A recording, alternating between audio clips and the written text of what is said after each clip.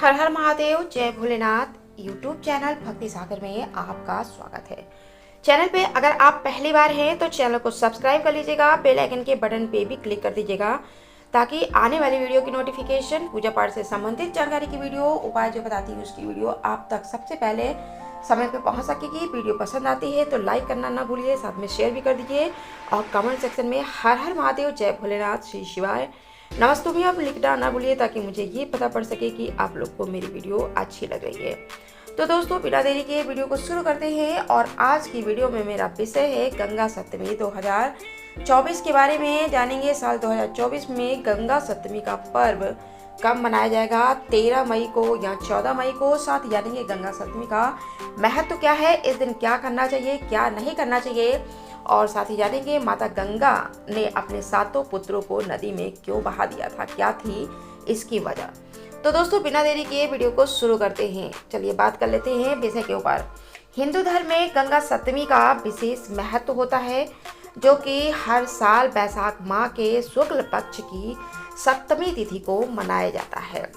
इस दिन गंगा नदी में जो है कहते हैं गंगा नदी के जो है पृथ्वी पे अवतरण का उत्सव जो है मनाया जाता है और इस दिन गंगा स्नान, दान पुण्य, गंगा माता की पूजा आदि जो है करना अत्यंत ही शुभ माना जाता है। धार्मिक मान्यताओं के अनुसार इस दिन गंगा जी में स्नान करने से सभी पाप धुल जाते हैं और मोक्ष की प्राप्ति होती है। इस दिन किए गए दान पुण्य का भी फल कई गुना अधिक मिलता है। हिंदू पंचांग के अनुसार बैसाख माह के शुक्ल पक्ष की सप्तमी तिथि 13 मई 2024 यानी मंगलवार की शाम को 5:20 से शुरू होगी, जो कि अगले दिन 14 मई 2024 की शाम को यानी बुधवार की शाम को 6:49 पे इस तिथि की समाप्ति होगी। तो उदया तिथि को देखते हुए गंगा सप्तमी का पर्व 14 मई बुधवार को मनाया जाएगा। इस दिन का मुख्य कार्य होता है गंगा नदी में स्नान करना। तो आप इस दिन गंगा जी में स्नान करिए। अगर आप गंगा नदी में जाकर स्नान नहीं कर सकते हैं तो घर पर ही आप पानी में गंगा जल मिलाकर स्नान जरूर से करिए। शास्त्रों के अनुसार गंगा सप्तमी के दिन सूर्यदेव की पूजा का भी महत्वपूर्ण जो है महत्व होता है, क्योंकि इस दिन जो है आप सूर्योदय से पहले उठिए, सूर्य नहा धोकर जो है सूर्यदेव को अर्घ्य दीजिए, पूजा करिए। इसके अलावा आप माता गंगा जी की भी पूजा करिए। गंगा जल, पुष्प, अक्षत, दूध, दही, घी, शहद आदि अर्पित करिए माता गंगा को। माता गंगा की आरती करिए। माता गंगा के मंत्रों का जाप करिए। गंगा स्रोत का भी पाठ करिए। इस दिन गंगा घाट पे स्नान करने से और माता गंगा जी की आरती करने से घर में सुख और समृद्धि आती है, साथ ही मानसिक शांति भी मिलती है। इस दिन गंगोत्री या गौमुख का दर्शन करना बेहद ही शुभ माना जाता है, इसलिए गंगोत्री या गौमुख का दर्शन जरूर से करना चाहिए। इससे मन को शांति मिलेगी और इस दिन आप गीता, रामायण या अन्य धार्मिक ग्रंथों का भी पाठ कर सकते हैं। जान लेते हैं कि गंगा सप्तमी के दिन आपको किन कार्यों को नहीं करना चाहिए। इस दिन आप मांस और मदिरा का सेवन बिल्कुल भी ना करें, किसी से भी लड़ाई झगड़ा ना करें, मन को शांत करके रखें, किसी व्यक्ति से झूठ न बोलें। धार्मिक महत्व गंगा सप्तमी पे आप गंगा नदी में स्नान करते हैं तो कहते हैं कि सभी पाप धुल जाते हैं और आत्मा शुद्ध होती है। इस दिन जो है जो भी आप दान पुण्य करते हैं उससे जो है कई गुना फल की प्राप्ति होती है और इस दिन जो भी धार्मिक कार्य किए जाते हैं उससे मोक्ष की प्राप्ति होती है।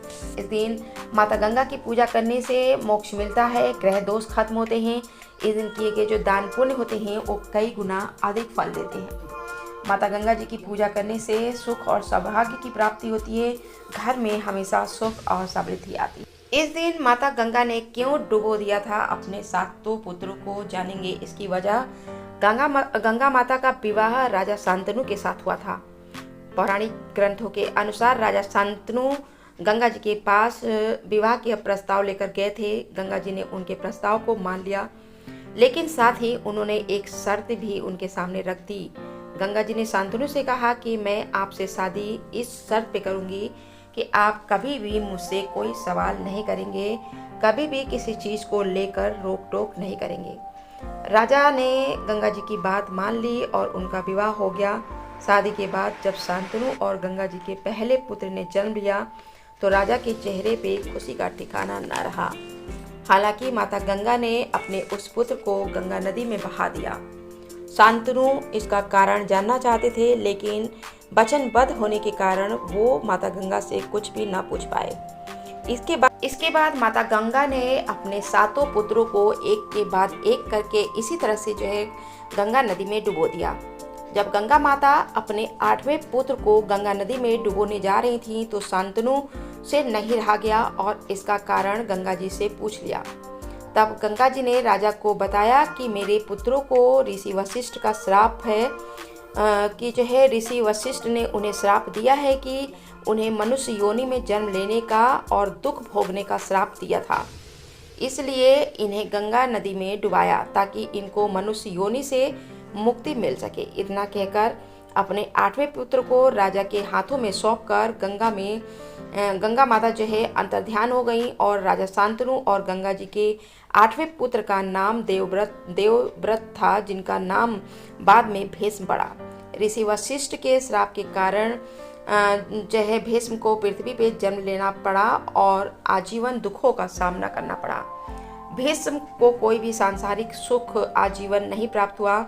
पिछले जन्म में वसु होने के कारण ही भीष्म पितामह मनुष्य योनि में होने के बाद भी अत्यंत पराक्रमी और ओजस्वी थे। दोस्तों, वीडियो में अभी के लिए इतना ही। मिलते हैं अगली वीडियो में नए विषय के साथ। तब तक के लिए वीडियो को यहीं पे देती हूँ विराम। तब तक के लिए धन्यवाद।